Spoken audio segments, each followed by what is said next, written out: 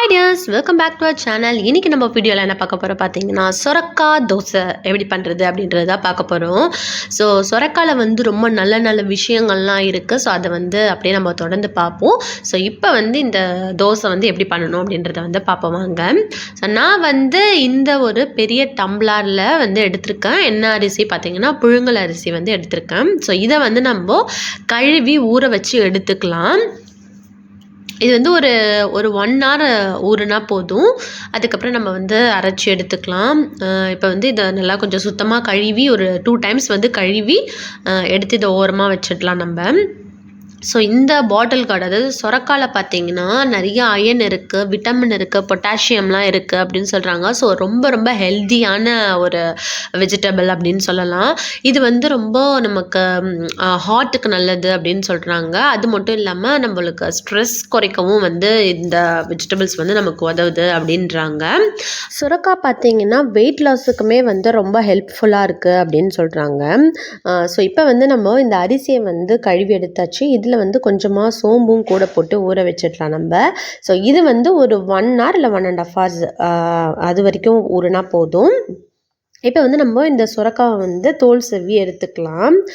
So நம்ம இதை வந்து ஜூஸாக குடித்தா நமக்கு ரொம்ப நல்லது. பட் நமக்கு ஜூஸாக குடிக்க ரொம்ப பிடிக்கல, சரி வாரத்தில் ஏதாவது வேறு விதமாக எடுத்துக்கலாம் அப்படின்னு நீங்கள் நினச்சிங்கன்னா 1 time வந்து நீங்கள் தோசையாக கூட செஞ்சு சாப்பிடலாம். ஸோ அதுதான் வந்து நம்ம இப்போ பண்ணி காட்ட போகிறோம். இந்த மாதிரி எல்லா தோலையும் வந்து நல்லா சீவிட்டு அதுக்கப்புறம் கார்னர்ஸ்லாம் கட் பண்ணிவிடுங்க. கட் பண்ணிவிட்டு அதில் வந்து உள்ளே பார்த்தீங்கன்னா ஒரு சீட் மாதிரி இருக்கும் இல்லையா, ஸோ அதை வந்து கொஞ்சமாக நம்ம வந்து சீவி எடுத்துட்டு இந்த மாதிரி கொஞ்சம் ரஃப்பாக வந்து கட் பண்ணிக்கோங்க. ஏன்னா வந்து நம்ம இதை அரைக்க தான் போகிறோம், அதனால் வந்து ரஃப்பாக கட் பண்ணாலே போதும். ஸோ இந்த மாதிரி வந்து நல்லா கட் பண்ணி எடுத்துக்கோங்க. இது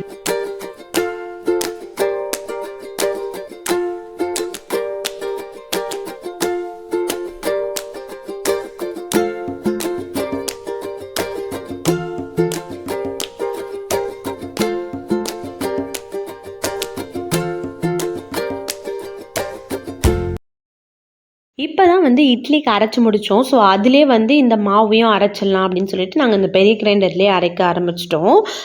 இதுக்கு வந்து 2 பச்சை மிளகா தேவை. ஸோ அது எடுத்துக்கோங்க. அதுக்கப்புறம் 1 ஸ்பூன் அளவுக்கு மிளகு, அதுக்கப்புறம் நம்ம ஊற வச்சுருந்தோம் இல்லையா அரிசியும் சோம்பும், அதையும் போட்டுட்டு வந்து நம்ம நல்லா மெய்ய அரைச்சிக்கலாம்.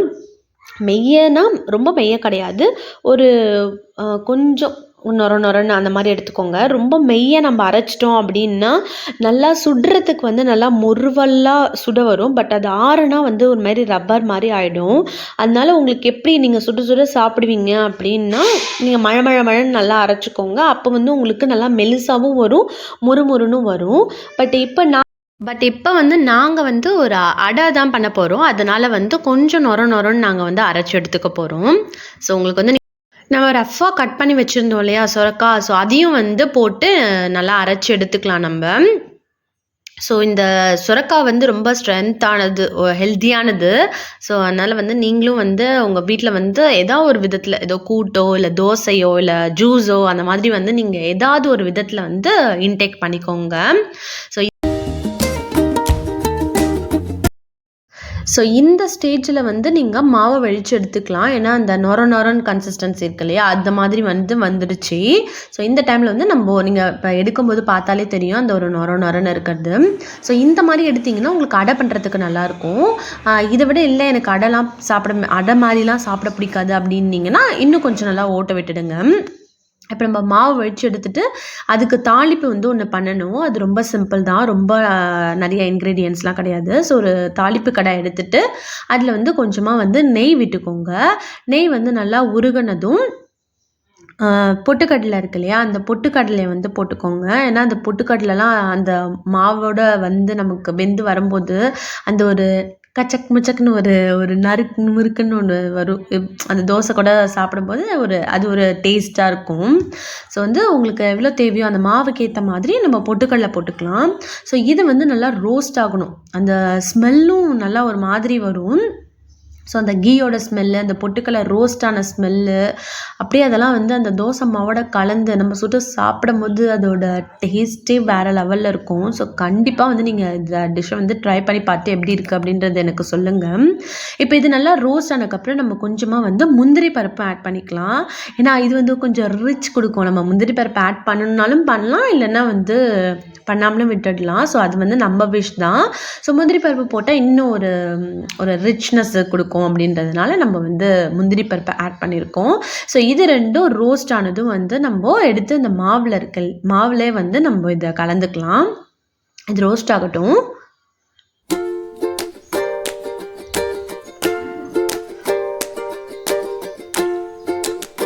ஸோ இப்போ வந்து நம்ம மாவில் வந்து இதை ரெண்டுத்தையும் வந்து கலந்துக்கலாம். இது வந்து மாவு வந்து கொஞ்சம் திக்காக இருக்கிறதுனால வந்து நம்ம என்ன பண்ணிப்போம், கொஞ்சமாக வந்து தண்ணி சேர்த்து தோசை வர்ற பதத்துக்கு வந்து நம்ம இதை கரைச்சிக்கலாம். ஸோ கொஞ்சமாக எவ்வளோ உங்களோட மாவு கட்டியாக இருக்குன்றதை பொறுத்து நீங்கள் வந்து தண்ணி ஊற்றிக்கோங்க. உப்பு டேஸ்ட் பண்ணி பாருங்கள். பத்தலை அப்படின்னா இந்த ஸ்டேஜில் வந்து போட்டு கலந்துக்கோங்க. இது வந்து நம்ம புளிக்க வைக்கணும் அப்படின்ற அவசியம்லாம் கிடையாது இந்த தோசை. ஸோ அப்படியே ஊற்றினாலே ரொம்ப டேஸ்ட்டாக இருக்கும். ஸோ தோசைக்கல்லும் வச்சு நமக்கு தோசைக்கல் காஞ்சிச்சு. இப்போ வந்து நம்ம தோசை ஊற்றிடலாம். ஸோ இந்த மாதிரி வந்து அடை மாரி வேணும் அப்படின்னா நீங்கள் அடை மாரி ஊற்றிக்கோங்க. ஊற்றிட்டு இதில் கொஞ்சமாக வந்து எண்ணெய் ஊற்றிக்கலாம்.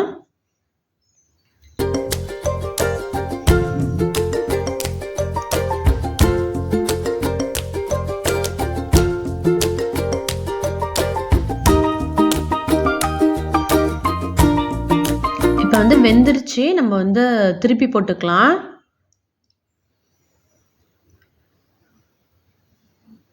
ஸோ பார்க்கவே எப்படி இருக்குது பார்த்தீங்களா, செம்மையாக இருக்கும். ஸோ இதோட காம்பினேஷன் பார்த்தீங்கன்னா கார சட்னி அப்படி இல்லைன்னா தக்காளி சட்னி இந்த மாதிரி வச்சு சாப்பிட்டீங்கன்னு வச்சுக்கோங்களேன், செம்ம லெவல் வேறு லெவலில் ஒரு டேஸ்ட்டாக இருக்கும்.